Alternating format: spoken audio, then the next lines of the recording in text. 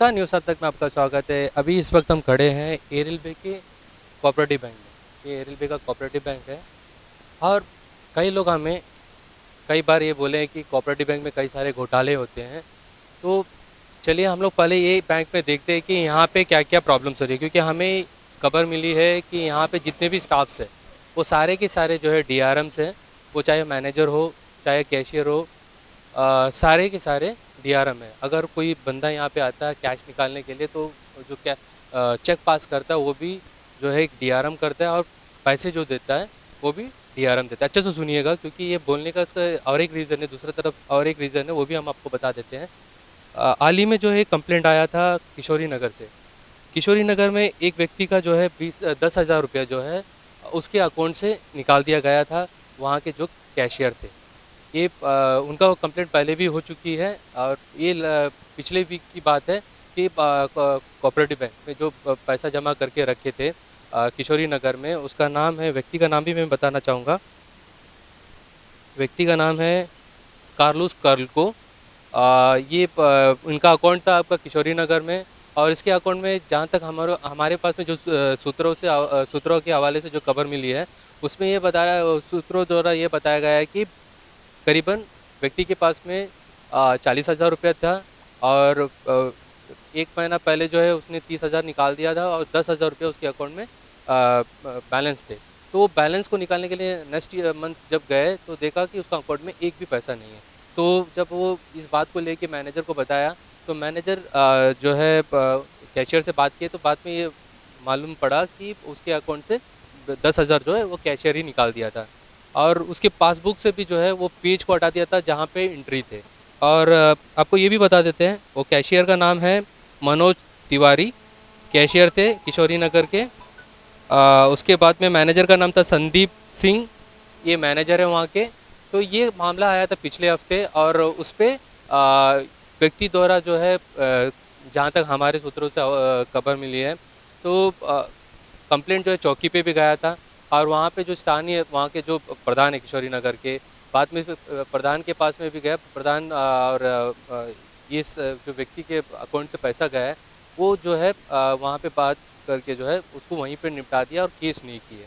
और अभी हमारे खबर के अनुसार वहाँ पे जो जो व्यक्ति थे कैशियर मनोज तिवारी, उनको वहाँ से हटा दिया गया। कितना बड़ा धांधली हो रहा है सोचिए। एक आदमी अपना पैसा जितना जमा पूंजी है वो बैंक में भरोसा करके जमा करते, क्योंकि कोऑपरेटिव बैंक हर जगह पे फैला हुआ है। पूरे अंडमान निकोबार में हर जगह पे जो है कोऑपरेटिव बैंक का सर्विसेज है। तो गरीब जितने भी लोग हैं, ये चाहे कोई भी लोग हो, एक भरोसा करके बैंक पे पैसा रखते हैं कि कुछ पैसा, एक तो पैसा सेफ भी रहता है, और दूसरी बात कुछ इंटरेस्ट भी मिल जाता है। इस भरोसे में जो है पैसा रखते हैं। और वैसे में अगर बैंक के स्टाफ अगर पैसा निकाल दिया जाएगा व्यक्ति का, और व्यक्ति को मालूम है कि ये ये केस देखिए, वो उनके अकाउंट में सिर्फ 10,000 था, इसलिए ये बात बाहर आया। अगर मान लीजिए ऐसा केस, मान लीजिए किसी के अकाउंट में कई लाख रुपए है, और उसमें से 10,000 या 1,000 रुपया निकाल देता है, तो व्यक्ति को शायद मालूम भी नहीं होगा, और ये कई महीनों से, कई सालों से भी शायद चल रहा होगा। चलिए आपको दिखा देते, पूरा स्टाफ जो है यहाँ पे डीआरएम है, और डीआरएम स्टाफ से ही काम करवाते हैं। चलिए दिखाते हैं। ये देखिए, यहाँ पे देखिए सारे लोग बैठे हैं, ये सारे कस्टमर्स हैं यहाँ के, पैसा निकालने और पैसा जमा करने के लिए आए होंगे। और ये देखिए अंदर में देखिए मैनेजर बैठा हुआ है, ये मैनेजर है, ये भी डीआरएम स्टाफ है। अगर यहाँ पे मान लीजिए छोटा सा भी गलती हो जाता है, अकाउंट से किसी का पैसा निकल जाता है, या कुछ भी अगर गलती होता है, तो इसके ऊपर में जिम्मेदारी नहीं आएगी, क्योंकि ये डीआरएम स्टाफ है। और बाकी आपको दिखाते हैं, यहाँ पे देखिए, यहाँ पे भी बैठे हैं जितने भी, ये सारे डीआरएम स्टाफ हैं, और इनको ना ही तो परमानेंट किया जा रहा है, और इनसे एक बैंक में मैनेजर हो चाहे कैशियर हो, बाकी जितने भी स्टाफ है सारे डीआरएम से काम करवाते हैं, और जो रेगुलर स्टाफ है उनका जैसा इनसे काम करवाते हैं, और इनको जो है परमानेंट नहीं किया जाता है। मान लीजिए ये सारे जितने भी स्टाफ यहाँ पे जितने भी कस्टमर्स बैठे हुए हैं, अगर इनके अकाउंट से मान लीजिए जैसा किशोरी नगर में हुआ था, 10,000 रुपये एक व्यक्ति का अकाउंट से निकाल दिया।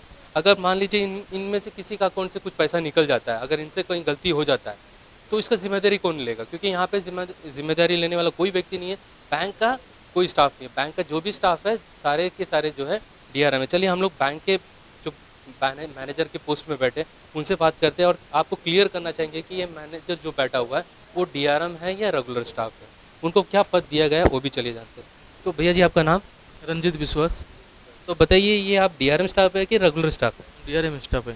तो आपको क्या यहाँ पे जो अभी अभी आप मैनेजर में बैठा हुआ है, अगर आपको यहाँ पे कौन बैठाया? मेरा एमडी सर बैठा है। तो क्या बाकायदा आपको ऑर्डर करके बैठाया?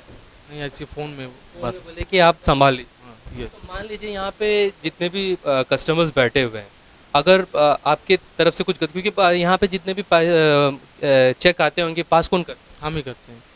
मैनेजर का पूरा काम आप ही करते हैं? हाँ, मैनेजर का पूरा काम हम ही करते हैं। वो आपको फुल डे जैसा इससे मैनेजर से काम करवाता है, सेम काम आपसे करवाता हाँ, सेम काम है। है। सैलरी कितना कितना मिल जाता है? सर सैलरी 14,000 तक मिलता है। और अगर एक परमानेंट अगर मैनेजर होगा तो उसका कितना तक मिल जाता होगा? मिनिमम सर वो तो 50 का अब। 50 अबव। वैसे देखिए 50 अबव अगर इन एक मैनेजर को दिया जाता है और इनको सिर्फ 14, और काम आपका एक मैनेजर का ही काम करवाते हैं। जितना काम एक मैनेजर करता है रेगुलर मैनेजर, वो उतना काम ये भी करते हैं, मगर इनको सैलरी उनका आधा का आधा भी नहीं मिलता। और बाकी देखिए ये काउंटर है, जो भी व्यक्ति आता है देखिए यहाँ पे पैसा जमा करते हैं, बुक एंट्री करवाना सारे के सारे जो है डीआरएम स्टाफ से करवाते हैं। अगर यहाँ पे कोई भी भूल चूक हो गया तो उसका जिम्मेदारी कौन लेगा? और हमें ये भी खबर मिला है कि कोऑपरेटिव बैंक के जो एमडी है वो ड्यूटी नहीं कर रहे हैं, वो कहीं बाहर है और उसका कहीं ना कहीं सैलरी हर महीने का बन रहा है।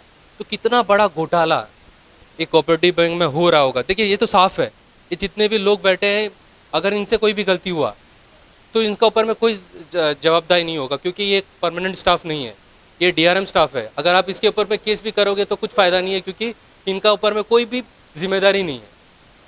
आप एक बैंक चला रहा है, आप इतने लोगों के साथ में जो यहाँ पे बैठे हुए लोगों के साथ में कहीं ना कहीं आप खिलवाड़ कर रहे हैं। अगर इनसे कोई भी भूल चूक हो गया, जैसा कि किशोरी नगर में 10,000 रुपये हट गया, किसी का अकाउंट से निकाल दिया गया था, बाद में उस स्टाफ को डीआरएम स्टाफ था करके उसको हटा दिया गया तुरंत, तो वैसा अगर इनके साथ भी होगा क्या इनका जिम्मेदारी होगा? क्योंकि ये डीआरएम स्टाफ है, आपको रेगुलर स्टाफ को रखना होगा। एटलीस्ट एक बैंक का मैनेजर और एक कैशियर एटलीस्ट जो है आपका रेगुलर स्टाफ होना चाहिए, ताकि अगर इनसे उनसे अगर कोई भी छोटा सा भूल चूक हो गया तो उसके ऊपर में कोई जिम्मेदारी होता है, क्योंकि वो रेगुलर स्टाफ होगा, परमानेंट स्टाफ होगा, उसको अपना जिम्मेदारी को समझते हुए उस पर जवाब देना होगा। इनके ऊपर में कोई जवाबदारी नहीं है। मेरा रिक्वेस्ट है आरसीएस से, सूत्रों से हम लोगों को ये भी खबर मिला है कि अभी उसका वहाँ पे ऑडिट भी चल रहा है, आरसीएस की तरफ से जो है ऑडिट भी चल रहा है।